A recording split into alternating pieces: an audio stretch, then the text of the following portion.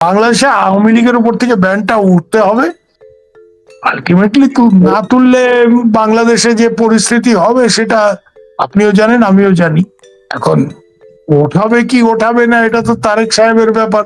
কেন তারেক সাহেব প্রথমে এই ধরনের ব্যাপার, এইরকম একটা ব্যাপার ছিল, কিন্তু উনি পাওয়ারে এসে আবার নতুন করে যেটা অর্ডিন্যান্স ছিল সেটাকে একেবারে আইন করে আওয়ামী লীগকে ব্যান করলেন।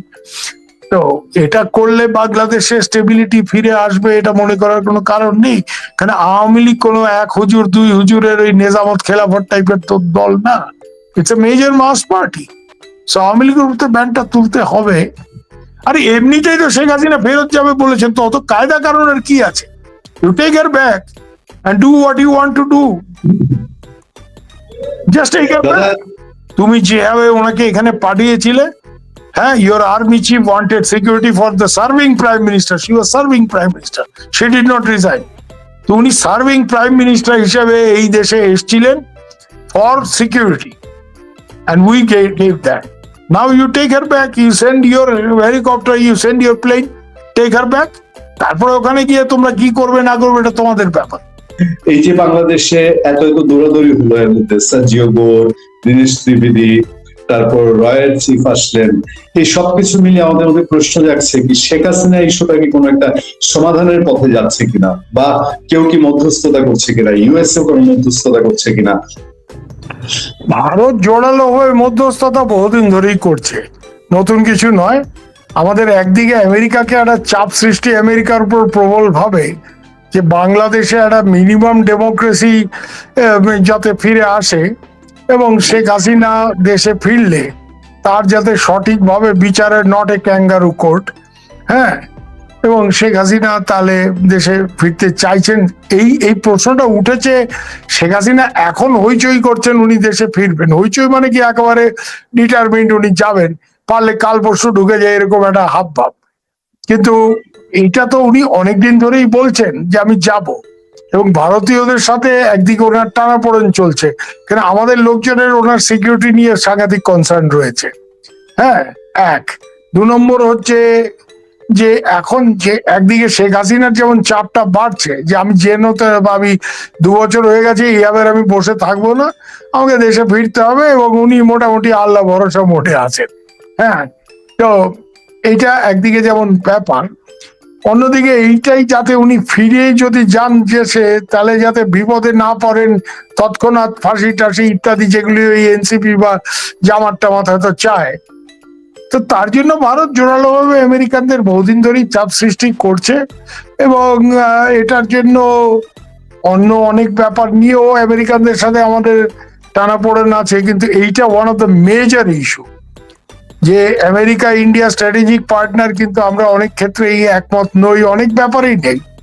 হ্যাঁ, মায়ানমারেও আমেরিকা যেভাবে সিভিল ওয়ারে হাওয়া দেওয়ার চেষ্টা করছে, আমাদের ভূখণ্ড আমরা তার জন্য ব্যবহৃত হতে দেইনি, মানে ইন্ডিয়ার ভূখণ্ড। ইন্ডিয়া তার জন্যই আমেরিকানরা এত বেশি বাংলাদেশের দিকে তাদের নজর। হঠাৎ করে বাংলাদেশ নিয়ে এত মাতামাতির কারণ এইটা, এবং শেখ হাসিনার সরকারের পতন ঘটানোর কারণও সেটাই। হ্যাঁ, ওইসব বিপ্লব টিপ্লব ওগুলি ভোগাস কথা। ওটা তো ইউনূস সাহেব নিজেই মেটিকুলাস ডিজাইন ওয়েতে ব্যাপারটা হয়েছে। ইট ওয়াজ এ রেজিম চেঞ্জ অপারেশন। এবং আমেরিকানদের ফাইলটাই একটা সুবিধা হচ্ছে কি ভাই, যে আমেরিকানদের না কোনো কিছু আলটিমেটলি সিক্রেট থাকে না। ওদের ওই একটা স্টেজের পর অটোমেটিক্যালি ওগুলি সব পাবলিক ডোমেইনে চলে আসে। তো কোনো না কোনো দিন এই সব জিনিস পাবলিক ডোমেইনে আসবে, হয়তো আজ থেকে 10 বছর 20 বছর পরে। তখন এটা বোঝা যাবে যে আমেরিকান ডিপ স্টেট অপারেশন আমরা অনেকটাই জানি, সবটা হয়তো আমরাও জানি না, যে আমেরিকান ডিপ স্টেট কিভাবে অপারেশন করে শেখ হাসিনা সরকার ফেলেছিল। It has nothing to do with it is not a spontaneous revolution or anything like that. Revolution বলাটাও মানে রেভলিউশন কথাটার ইজ্জত নিয়ে টানাটানি। তো যাই হোক, এই জায়গাতে দাঁড়িয়ে একটা কথাই আপনাকে বলতে পারি যে আমেরিকানদের উপরে যেমন আমাদের প্রেশার আছে, প্রচন্ড প্রেশার আছে, যে শেখ হাসিনাকে ফিরে গেলে, এবং সব থেকে বেশি প্রেশার কি নিয়ে জানেন, আওয়ামী লীগের উপরে ব্যানটা তোলো। আমাদের বক্তব্য হচ্ছে, মানে ইন্ডিয়ার বক্তব্য হচ্ছে যে কংগ্রেস তো 12 বছর ক্ষমতায় নেই ইন্ডিয়াতে, তো তার বলে কি আমরা কংগ্রেসকে ব্যান করে দেব? সেটা তো করা হয়নি। কংগ্রেসের যে আসন সংখ্যা বেড়েছে এই মানে দুটো নির্বাচনের মধ্যে। এখন রাহুল গান্ধী প্রিয়াঙ্কা গান্ধীর দুই বেলা মোদিজিকে যেভাবে বা অমিত শাহকে যেভাবে আক্রমণ করে পার্লামেন্টে, এটা তো দেখার মতো একটা বিষয়, দেখার মতো বিষয়। ভারতে এত বড় আন্দোলনী ককরোচ পার্টি ফার্টি এইসব হয়েছে। যাই হোক, প্রশ্নটা হচ্ছে there can't be democracy in Bangladesh without Awami League. Awami League কে ব্যান করলে বাংলাদেশের ডেমোক্রেসি, আওয়ামী লীগ কোনো এক হুজুর দুই হুজুর ওই খোলাফত নিজামত টাইপের পার্টি না, হ্যাঁ, যে টেরোরিজমের সাথে যুক্ত এইসব। তো এইটা আমাদের একটা চাপ আছে যে ban on Awami League should be lifted and Sheikh Hasina should be tried fairly, not in a kangaroo court as has been the case so far. আমি তো আইনজীবীদের জিজ্ঞেস করেছি, আমার ছোট বোন তানিয়া, আমির টামির, যারা সত্যি আইনটা বোঝেন, হ্যাঁ, ওই তাজুল ফাজুলের মতো ওই 2 নম্বরই মাল না, হ্যাঁ, ও তো মানে জামাতের লোক, ও তো is more known by his party, what kind of a lawyer is. হ্যাঁ, তো এর মধ্যে অনেক ফাঁক ফোকর আছে। সুষ্ঠুভাবে বিচার হলে শেখ হাসিনার বিচারে একটা ফেভারেবল রায় পাওয়ার সম্ভাবনা আছে, এটা উনিও জানেন। সরি, ওনার আইনজীবীদের সাথে উনি যোগাযোগ করে উনি এটা বোঝার চেষ্টা করেছেন এবং এই ধরনের ওপিনিয়ন এসছে। এর পরিপ্রেক্ষিতে এই দুটো ব্যাপারে ইন্ডিয়ার একটা মানে India has worked behind the scenes but not so behind the scenes, জানে অনেকে আমেরিকানদের উপর। আমেরিকানরা এখন, আমেরিকানদের আমরা বিশ্বাস করি না। এক কথা, আমেরিকাকে কারোর বিশ্বাস করার কোনো কারণের, বিশেষ করে ট্রাম্পের মতো একটা লোক যখন প্রেসিডেন্ট, আমেরিকানরা আমাদের বোঝাবার চেষ্টা করছে যে আমরা তোমাদের সাথে we are on the same page, আমরাও শেখ হাসিনার ব্যাপারে মানে আমরাও বাংলাদেশের ডেমোক্রেসির ব্যাপারে উদ্বিগ্ন। যাই হোক, ওরা বিরাট উদ্বিগ্ন বাংলাদেশের ডেমোক্রেসির ব্যাপারে। তো আমরা বলেছি the proof of the pudding is in the eating. হ্যাঁ, শুধুমাত্র ওই দীনেশ ত্রিবেদীর সাথে গিয়ে তুমি ওখানে মিটিং করলে, তবে এইটা ঠিক ভাই যে দীনেশ ত্রিবেদীর সাথে সার্জিও গৌড় ওখানে গিয়ে মিট করার তো কোনো কারণ ছিল না। He has gone to meet Bangladeshi officials, ওনার যাই বক্তব্য রাখ। দীনেশ ত্রিবেদীকে মিট করে বোধহয় একটা সিগন্যাল দেওয়ার চেষ্টা করছে যে India and America is on the same page. তো সেটা আমরা বলেছি, if you are on the same page with us, do what we are asking you to do. তোমাকে আমরা যেটা চাইছি সেটা করো। হ্যাঁ, ওই এখানে একরকম, ওখানে গিয়ে আবার তোমরা ওখানে গেলে, সার্জিও গৌড় গেল, তারপরেই তার ব্যাপারে নানা রকম উল্টো পাল্টা কথা বলা শুরু হলো। আর আরেকটা হলো যে আপনার মোফার যে প্রেস স্টেটমেন্ট শেখ হাসিনাকে নিয়ে, তো শেখ হাসিনা এখানে প্রেস কনফারেন্স করবে, it was the demand of the international media. ছাগলগুলি যদি এটা না বোঝে যে foreign correspondence club, this was not organised by India government or Awami League or anybody else for that matter, or any Indian press club. This is the Foreign Correspondents Club of South Asia. কেন একটা জিনিস কি ভাই আপনি জানেন যে বড় বড় western media, Japanese media, global media যারা বলতে পারেন, ইভেন চাইনিজ মিডিয়া, হ্যাঁ, বা ধরুন হংকং এর সাউথ চায়না মর্নিং পোস্ট, যার জন্য আমি দীর্ঘকাল লিখেছি, এদের ব্যুরো চিফ টিরো চিফ সাউথ এশিয়া সবসময় কিন্তু they are based in Delhi, because India is the main country in this reason. তারপরে কেউ কেউ ওরা দু একজন স্ট্রিঙ্গার ফিঙ্গার নেয় বাংলাদেশে, এর বেশি তো কিছু থাকে না। এদের কজনের ব্যুরো আছে ঢাকাতে আপনি বলুন। তো এরা সব দিল্লি বেসড, এরাই এখান থেকে কাভার করে, হয়তো এক একজন স্ট্রিঙ্গার ওখানে রাখে। ওই BBC perhaps is the only major organization, আমিও বিবিসিতে দীর্ঘ 17 বছর কাজ করেছি, আমি জানি যে ঢাকাতে ফুল ফ্লেজেড সেট আপ ওই বিবিসির আছে। আল জাজিরাও ওই কন্ট্রিবিউটার স্ট্রিঙ্গার দিয়েই চালায়, সিএনএনও তাই। তো ফলে এদের সব মানে ফরেন মিডিয়ার যারা মাস্তানরা এই দক্ষিণ এশিয়াতে, they are all based in Delhi and they are all members of the foreign correspondent club. এর সেক্রেটারি প্রেসিডেন্ট একজন ইন্ডিয়ান না। তো এরা সবাই ভারত সরকারকে দাবি করেছিল যে there is democracy in your country, Sheikh Hasina is a big story. না, ওরা তো পুরো মিডিয়া, ফরেন মিডিয়া তো আর কোনো রাজনীতি না, দে আর জাজিং it from the media perspective. For the media perspective this is a very big story. দেখুন ভাই, সিরিয়াতে প্রাক্তন রাষ্ট্রপতি হাফেজ আল আসাদ, তাকে মৃত্যুদণ্ড দেওয়া হয়েছে। তো সে কি মৃত্যুদণ্ড মাথায় করে সিরিয়াতে ফেরার কোনো ঘোষণা দিয়েছে? দেয়নি, দেবেও না। আমি লিখে দিতে, ইটস অনলি শেখ হাসিনা।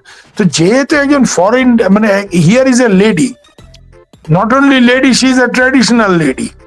হ্যাঁ, আপাতত কোনোদিন স্কার্ট টার্ট পরে, মানে শি ইজ নট ওয়েস্টার্নাইজড, এক কথায় যেটা বলতে চাইছে। হ্যাঁ, তো উনি ট্র্যাডিশনাল লেডি, ঘরের বউ, রাজনীতি করছেন।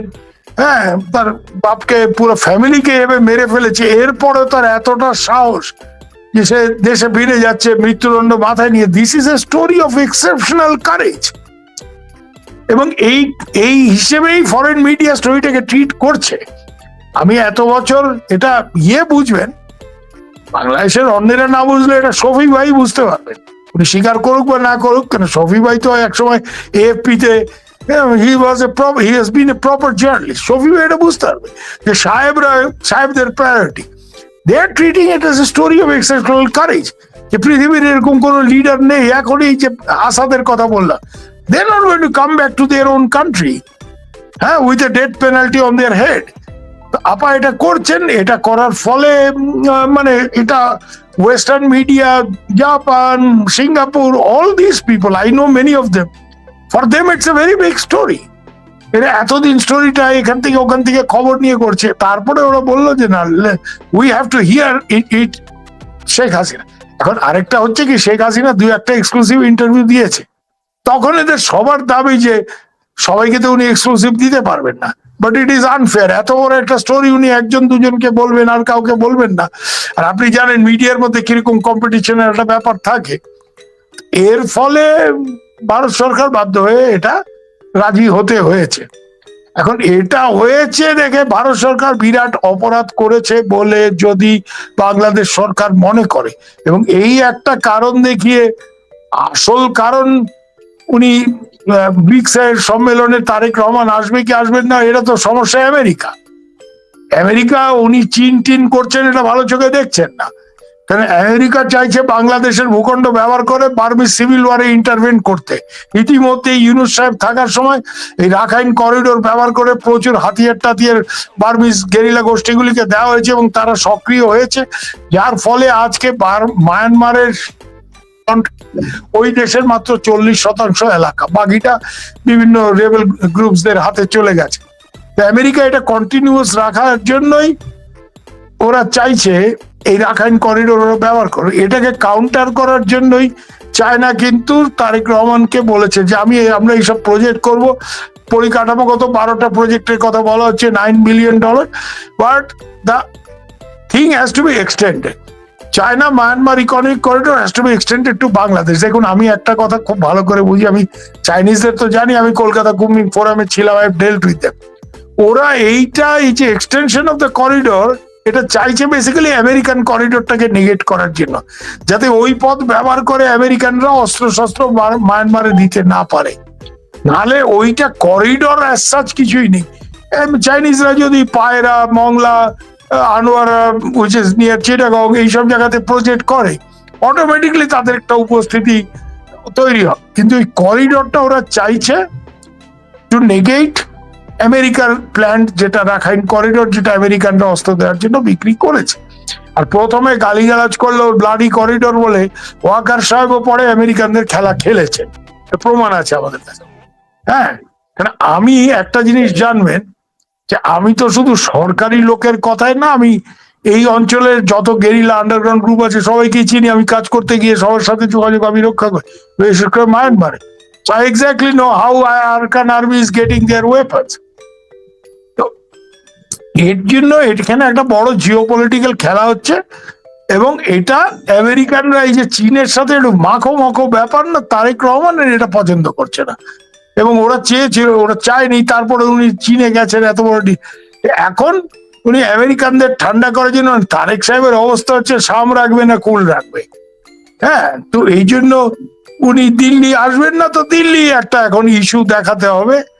দিল্লি উনি আসবেন না আমেরিকানদের ভয়, কিন্তু এটা একটা ইস্যু দেখাতে হবে যে আমি ভারতের উপর খুব ক্ষুব্ধ, ভারত কেন শেখ হাসিনাকে এইসব কথাবার্তা, শেখ হাসিনাকে ফেরত দিতে হবে, নাহলে আমি আসবো না। আমি চ্যালেঞ্জ করে বলছি, শেখ হাসিনাকে যদি কালকে ভারত ঢুকিয়ে দেয়, তারপরে উনি আসার আগে চিন্তা করবেন কেন ওখানে আমেরিকান চাচারা গোসা হয়ে যায় কিনা। This is the real thing.